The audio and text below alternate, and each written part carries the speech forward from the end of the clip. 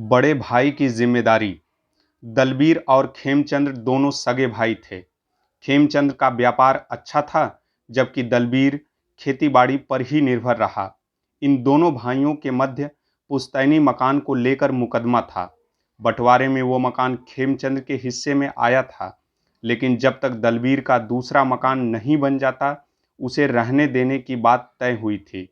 पिता के मरते ही दोनों में तल्खियां बढ़ती चली गई और अब मामला मुकदमेबाजी तक आ गया। दोनों के मुकदमे का असर इनके परिवारों के संबंधों पर आश्चर्यजनक रूप से कभी नहीं पड़ा। दोनों के मकान एक साथ ही बने थे, तो वैसे भी आपस में व्यवहार बना रहता था। मुकदमेबाजी के बाद भी घर के अन्य लोगों में मधुरता का मुख्य कारण दलबीर की पत्नी सुजाता ही थी। उसने अपने बच्चों को कभी ये नहीं सिखाया कि तुम्हारे ताऊ तुम्हारे शत्रु हैं। खेमचंद्र आज बहुत खुश थे। घर में घुसते ही मिठाइयों के डब्बे आंगन में रखी चौकी पर रखकर जोर से अपनी पत्नी को आवाज दी, सुभद्रा, बाहर आओ, बहू को भी बुलाओ। अमरेश कहाँ है? सुभद्रा अपनी गोद में अपने 8 माह के पोते के साथ बाहर आई और बोली, अमरेश तो सुबह आपके बाद ही निकल लिया था। आप तो कोरट गए थे, तो बाकी काम वो ही देखेगा। क्या हुआ, इतने उछलते आ रहे हो? तब तक बहू श्यामा भी बाहर आ गई। वो रसोई में कुछ काम कर रही थी। खेमचंद ने जोश में पोते को अपनी गोदी में लेते हुए कहा, अरे बहुत ही भाग्यशाली है हमारा छुटकू।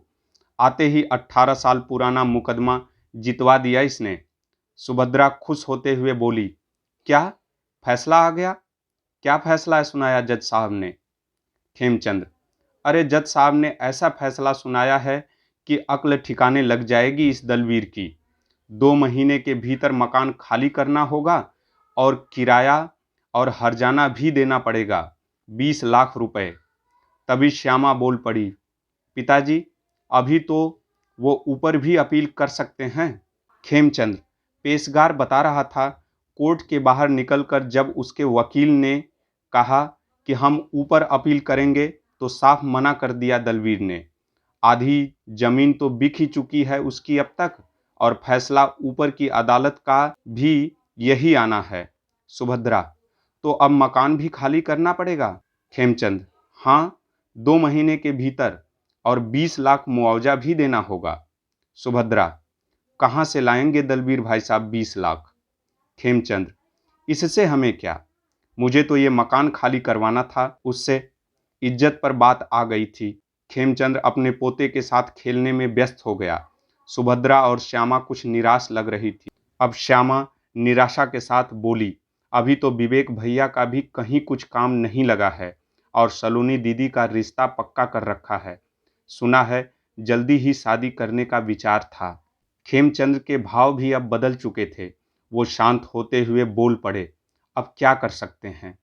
सुभद्रा ने दीर्घ उच्छ्वास के बाद कहा, एक बात थी, आप दोनों के बीच कैसी भी मुकदमेबाजी रही हो, लेकिन विवेक या सलोनी ने हमेशा मुझे ताई का सम्मान दिया है।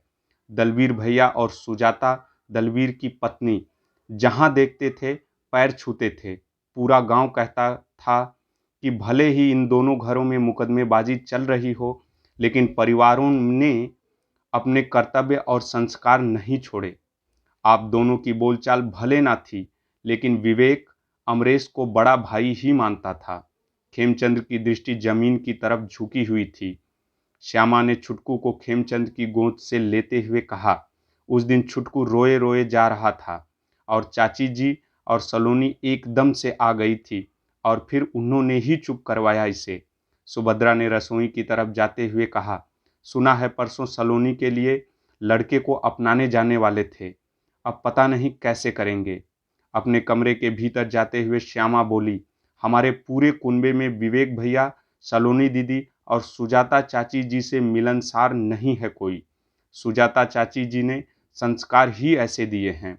खेमचंद्र जो थोड़ी देर पहले जोश में था, अब एकदम से उदास हो गया और उठकर चुपचाप अपने कमरे में चला गया। फैसला आने के दूसरे दिन तक भी दलवीर के घर में मौत का मातम पसरा था। उसने घर में पिछली शाम से चूल्हा नहीं जला था। इस मुकदमे ने आर्थिक रूप से पहले ही दलबीर को तोड़ दिया था।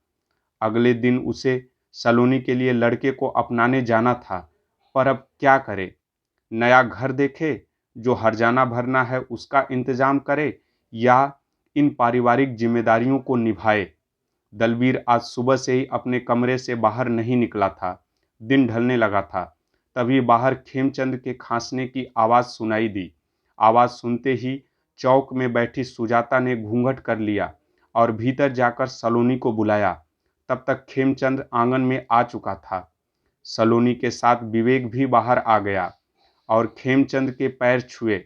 सुजाता भी खेमचंद के पैर छूने को बढ़ी, लेकिन खेमचंद ने दूर से ही आशीर्वाद देते हुए कहा, नहीं बहू, तू घर की लक्ष्मी है, तू मेरे पैर मत छू। खेमचंद किसी भी लड़की या महिला से पैर नहीं छुआते थे।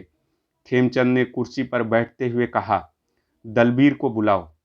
लेकिन दलबीर तब तक बाहर आ चुका था। दलबीर खेमचंद के पैर छूने के बाद बोला, जी भैया जी। वर्षों बाद दोनों भाइयों में बात हो रही थी। हालांकि ऐसा कभी नहीं हुआ कि जब दलबीर ने सामने आने पर खेमचंद के पैर ना छुए हों, लेकिन बात कभी नहीं हुई दोनों की। खेमचंद ने दलबीर को सामने बैठने का इशारा किया और दलबीर सामने कुर्सी खिसकाकर बैठ गया। तब तक सलोनी पानी ले आई थी। खेमचंद ने पानी का गिलास लेते हुए कहा, वो मैं कहने आया था कि सुबह तुम और विवेक 9 बजे तक तैयार हो जाना। फिर पानी के घूंट भरा और फिर बोला, चलेंगे। दलबीर आश्चर्य में बोला, कहाँ भाई साहब? खेमचंद ने गिलास सलोनी को पकड़ाते हुए कहा, वो लड़का अपनाने नहीं जाना है सलोनी के लिए? दलबीर सुनकर और ज्यादा आश्चर्य में पड़ गया और बोला, जाना तो था, लेकिन भैया मैंने तो उनसे बात भी नहीं की, और क्या करता बात करके? अभी तो मकान का इंतजाम करना है। और इतना कहकर दलबीर ने अपनी दृष्टि झुका ली और चुप हो गया। खेमचंद, मेरी बात हो गई थी उनसे, कल चलना है। तू, विवेक, मैं और अमरेश चलेंगे। उधर मैंने जीजा जी को भी बोल दिया है, वो भी आ जाएंगे सीधे ही। फिर खेमचंद सुजाता की तरफ देखते हुए बोले, आज वैसे तो सारी जरूरी खरीदारी कर लाई है सुभद्रा, लेकिन फिर भी बहू देख लेगी जाकर। कुछ कमी लगेगी तो कल ले लेंगे, भले थोड़ा देर हो जाए वहां पहुंचने में। दलबीर अचकचा गया था। आश्चर्य मिश्रित शब्दों में बोला, लेकिन लड़के वालों ने मुझे तो कुछ बताया ही नहीं। खेमचंद ने सख्त लहजे में कहा, तुझसे क्या कहेंगे वो? घर का बड़ा मैं हूँ और मेरी बात हो गई है उनसे। फिर खेमचंद ने कहा, तू और हम अब कितने दिन और रहेंगे? छाती पर रख कर नहीं ले जाएंगे ये सब हम।